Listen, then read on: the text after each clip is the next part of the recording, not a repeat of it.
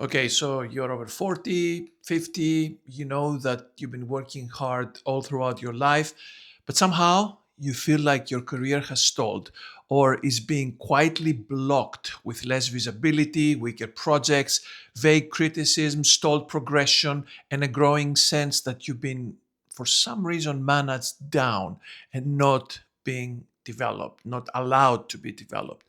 Then what I would say is that you might have a boss problem. um, and here's the uncomfortable truth. Sometimes your boss is actively or subtly blocking your growth. Not because you're incompetent, but because they may happen to be insecure, threatened, or maybe they're trying to protect their own survival. So today, I will break it down for you. 5 reasons your boss may be sabotaging your career, how to know if it's real, and what to do about it without blowing up your job, because at 40 plus, you don't have time for career stagnation. So, reason number one that your boss may be sabotaging your career is insecurity. Maybe you're too competent. This is the most common one. You're experienced, you see inefficiencies, you speak clearly, you build influence around you. Your boss, all they see is competition, not help. So the signs here are: they downplay your ideas in meetings, they rephrase your suggestions and they serve it as their own. They exclude you from strategic discussions, they avoid giving you visibility upward. Here's an example. A person I coached once told me that as a senior manager in their previous company, they had proposed automation improvements that would reduce manual workload by, X%. His boss was in full agreement when they had initially discussed it in private. In the board meeting that followed up a couple of weeks later, the idea was presented as the boss's initiative. 3 months down the road, and guess who got the recognition? I can tell you it wasn't the manager. Why this happens? Insecure leaders protect their status. They don't develop strong people, they suppress them. You're not the problem, your competencies. What to do about that? Don't confront them in an emotional stage. Do this instead. Number one, document all your contributions. Number two, send recap emails after key meetings. For example, as discussed, I will proceed with the automation plan. Number three, build cross functional allies. Number four, increase visibility outside your boss's control and communicate or socialize your ideas and your work all across the company or wherever you can. And always ask yourself, are you playing chess the right way or are you reacting emotionally? Reason number two that your boss may be sabotaging your career: incompetence. They don't understand your value. Some bosses aren't malicious, to be honest. They're just not strong enough to understand your contribution, especially if you're too technical or you tend to think more strategically than they do, or you operate above their level. Some of the signs you can spot there is the vague feedback that they could be providing you. For example, you need to be more visible, but they won't give you any specifics. Promotions given to louder, not stronger performers. Strategic conversations stay shallow. How many times have you seen it happening next to you where your boss promotes someone who has a great energy? The real reason? He doesn't understand the strategy you brought to the table. So they thought it was better to promote the person that they can evaluate based on personality. Why this happens? Weak leaders, they tend to reward comfort, not capability. If they can't understand it, they can't champion it. So, what can you do about it?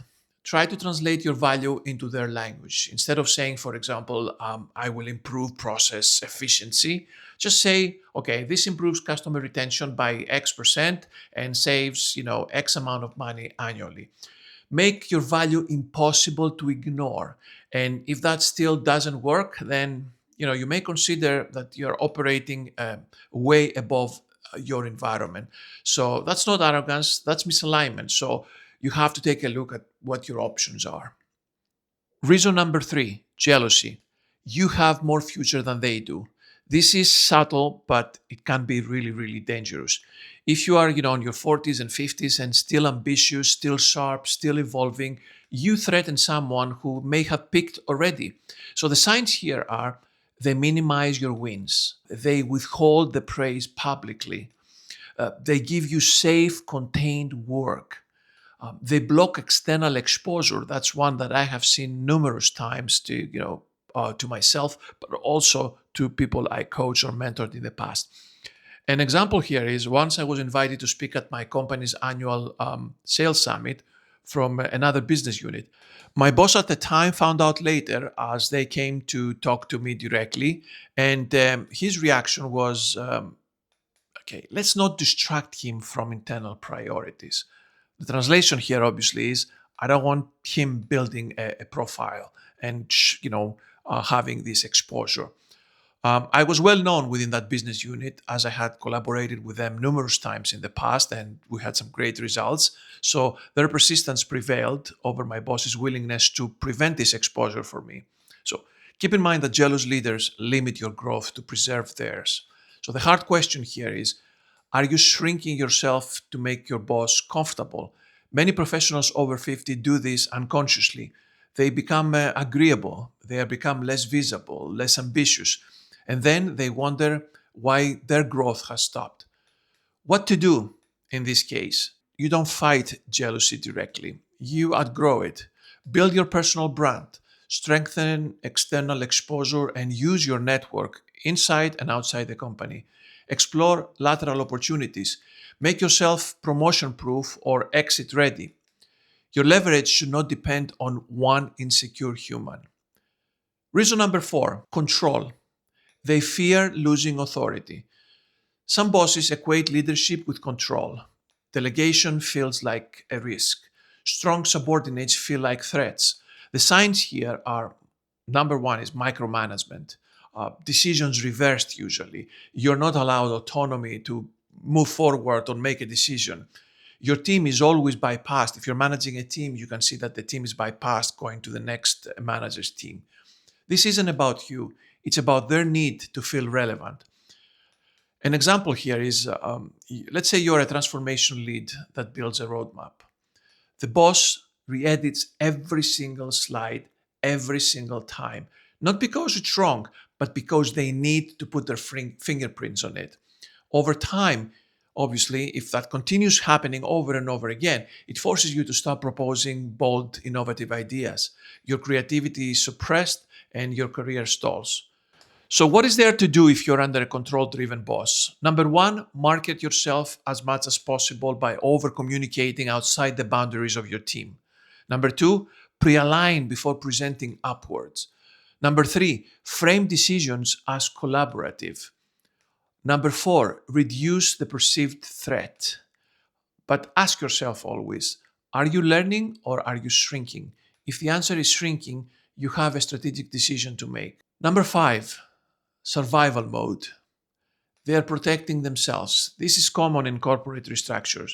If your boss feels politically exposed, they sacrifice upward risk, including you. So the signs here are they avoid innovation. They discourage new initiatives. They say, let's not rock the boat. High performers are told to stabilize. The translation here is they're trying to survive. Growth becomes secondary, and you become collateral damage. An example that I can think of is a high performing director pushes digital innovation. Okay, the boss says, "Oh, now it's not the time. Let's put it in the back burner and think about it later on." 6 months down the road, the company restructures. The director leaves, stagnated, and the boss stays, and they're safe. What to do is recognize the survival culture early. If your boss is in defensive mode, your growth will stall, risk taking will be punished, visibility will be minimized. That's when you ask, is this environment aligned with my trajectory and my aspirations? Then you make some decisions. One important note here is before you blame your boss, you must check one thing. Are you actually delivering at the next level? Sometimes professionals over 40 assume sabotage when the issue is adaptation. So ask yourself, are you evolving, for example, with AI and technology as it stands today? Are you commercially relevant? Are you visible? Or are you fully capitalizing on your experience and skills? Be honest. Self deception is more dangerous than a bad boss. At 25, you can tolerate a bad boss. At 45, you cannot. Your strategy must be different. You need internal political intelligence, external career leverage, financial runway, skill compounding, reputation outside your company. Never let one insecure person control your future and keep your career stagnant.